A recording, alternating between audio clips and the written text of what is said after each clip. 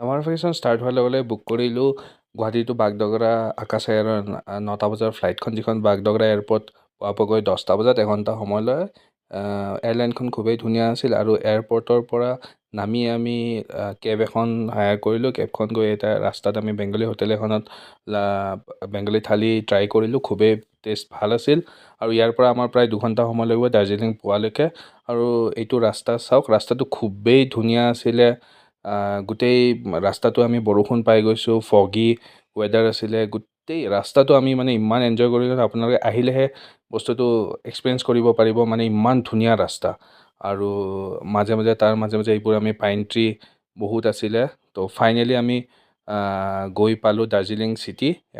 city গৈ পোৱাৰ পিছতে আমি হোটেললৈ ফোন কৰিলোঁ যিখন আমি বুক কৰিছিলোঁ তাৰ পৰা লেডি এগৰাকীক পঠিয়াই দিলে আমাৰ লাগেজবোৰ কঢ়িয়াবলৈ আৰু লেডিগৰাকীয়ে এনেকৈ লাগেজবোৰ পিঠিত কঢ়িয়াই লৈ গৈ আছিলে